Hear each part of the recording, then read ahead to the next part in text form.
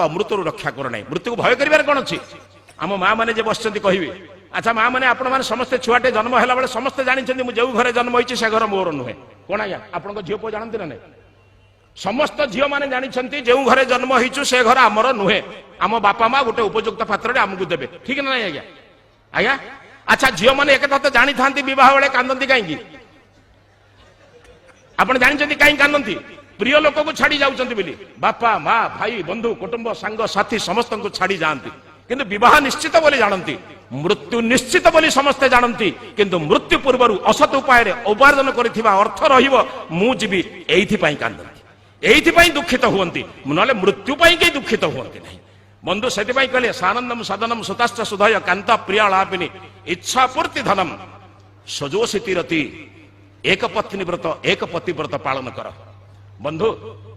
पति पत्नी शरीर हुए तो दुर्बल हो पारे किंतु मो हृदय रे वास करिछि सेति कह जाए हस्तग्रंथि सप्तम मंत्र कह जाए नस्तेय मदमी मनसा जुनजमी स्वयं श्रद्धनानु वरुण से पासन हे प्रभु मोर पतिपत्नी जीवन मनसा भितर हृदय भितर प्रवेश करू आउ शरीर आकर्षण न रहू हृदय भितर प्रवेश करू एक पत्नी व्रत एक पतिव्रत पालन करंतु गृहस्थ जीवन आधार होची कांता प्रिया ना अर्थ इच्छा पूर्ति धनम सजो स्थितिरति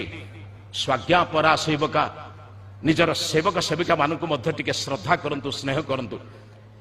बालगंगाधर तिलक को जड़े बंधु गोटे खाद्य उपहार देते गोटे आंब जो आंब वर्ष में मात्र 20-25 फले बहुत स्वादिष्ट आंबटी से फाड़े काटिक सेवक को दे सारा पत्नी जानिले बंधु गोटे मात्र आंब देते से फाड़े काटिक से दे सारे सेवक सेविका पत्नी कहले गोटे आंबर फाड़े तुम देदेल चाकर को बालगंगाधर तिलक हाथ जोड़ी कहले देवी आम घर सबुठ स्वादिष्ट पदार्थटा मो सेवक को देले से भाव एमाने मोर मते परिवार सदस्य बोली भावुछंत तेणु सेवक सेविका प्रति आत्मीयतार भाव चेष्टा कर कारण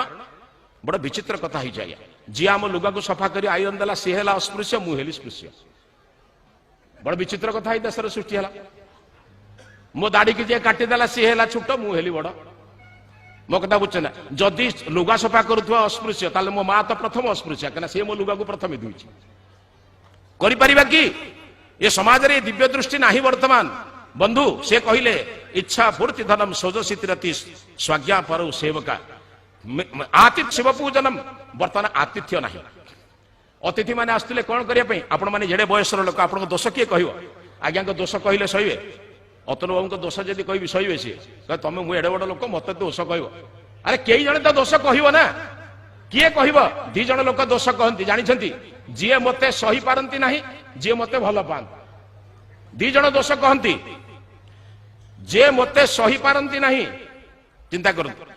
जे मते सही पारती ना से माने मोर दोष कहे कहीं दुई जन लोक आपन को ईर्षा करती जानते किए दी जन जी मो परी हो पारे ना जे मते सही पारती ना कौन आगे बुझे ना जी मते सही पारती ना जे मो परी हो पारे ना से दोष कह छाड़ी दियन कथा किंतु प्रिय लोकटे घरे बसी चाह खाई कहे ताकू कहती आतिथ्य साधु संत विद्वान ज्ञानी गुणी परिव्राजक देश सेवक गृह को आसिले तांकू भगवान परि सेवा कर कारण सी आमर दोष कहवाक आज आतिथ्यम नाही आतिथ्यम शिव पूजनम प्रत्येक दिन घर भितर प्रार्थना हो सांगरे भजन सांगरे भोजन हो सांगरे भोजन हो देखंतु परिवार केमिति हबो जो घरे सांगरे भजन हुए सांगरे भोजन हुए से परिवार रे केबे विभाजन आसे नाही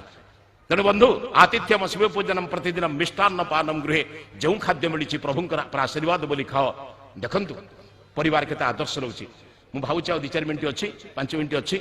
मिनिट अच्छी सरीबने थरे सारुच आज्ञा क्षमा करुछन जदि हो 1.5 मिनिट हो गला क्षमा करिवे कबीर पाखरे जने लोक जाई पहुंची कहला महाराज मु विवाह करछि सत किंतु आदर्श गृहस्थ जीवन कोन जानने केमिति गृहस्थ जीवन चलिबा कथा कबीर कहले किछि दिन अपेक्षा कर मु तुमको कहिदेबी बहुत दिन बसिला उत्तर देलेनी शेष बारंबार बारंबार बाध्य कला कौन आज्ञा बारंबार आसी आपण घरे बसिले मते टिके उपयुक्त उपदेश दौना दिने खरा दिन बैशाख मासर खरा दिन मध्याह्न समय प्रचंड रौद्रताप सूर्य किरण प्रखर बसिक से लुगा बुणुचंती पिलाटी पाखर बसी उत्तर देबे कहले आज तते कहमी समय देखि कहमी से भाइला राति आडी कहियो बोधे लुगा भड़ा बुणी सारला परे दिन 2 परे पत्नी के आदेश देले कहले टिके लंठन जळे आनलो तांगा पत्नी लंठन टाउ जळे आनी रख देले किछि कहलेनी तापर कि समय कहले टिके गोटे काम कर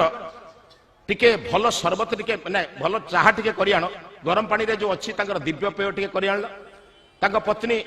माने सेमती चाहा भली जो दिव्य पेय श्रमूली करे ताको करि आनी के 2 गिलास ए पिलाटा को गोटे गिलास ताको गोटे गिलास देले आनंद रे पिउचंती कबीर किंतु पिलाटी पी पारुनी घटना कोन जानि छन लूण बदल रे से माने चीनी बदल रे लूण पके दिछ माने सेतिरे चीनी पकेवा बदल रे लूण पके लूणटा एते लुणिया हेछि जे केई पी पारुना किंतु कबीर आनंद रे पिउचंती याओ पिउना ये पिलाटी पिउनी पिलाटी चाहूछि खाली कबीर कबीर बड़ा आनंद रे हसी कहउछन बढ़िया हेछि पी देछन संध्या बेले को पचाल कहला या मत बा उत्तर देबे कहला किछि बुझी पाइल ना मो पत्नी की कहली एटा नै आस से प्रतिवाद कला कि दिन दी परे लंठन काई जालिमी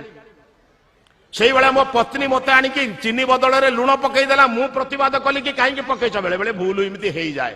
कोन बुझछन त तेणु बंधु मु प्रार्थना करुछि शेषरे आपण मान को अनुरोध करुछि बुझले कि एकुटिया खाइबा नाही मु 3 जण पई बंची मु निज पई अन्य पई एवं समाज पई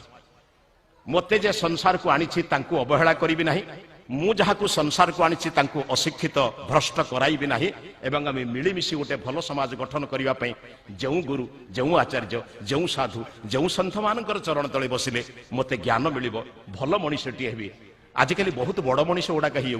भल मनीषटी सृष्टि होने से भल मनीष सृष्टि हबार योजन रही साधु सन्थ विद्वान वेद वेदांत शास्त्र मान अध्ययन करी मु भल हेबी अन्य को भल करेबी मिलमिशी राष्ट्र को भल करवा यही गृहस्थ मान हेले ए राष्ट्र निश्चित तार पूर्व स्मृति एतद्देश प्रसूत सकाशात अग्रजन्मन स्वम स्वम चरित्रम शिक्षेरण पृथिव्याम सर्वमानवा से जो आदर्श आर्यभूमि थिला ताहा प्रत्यावर्तन करिवो एति कही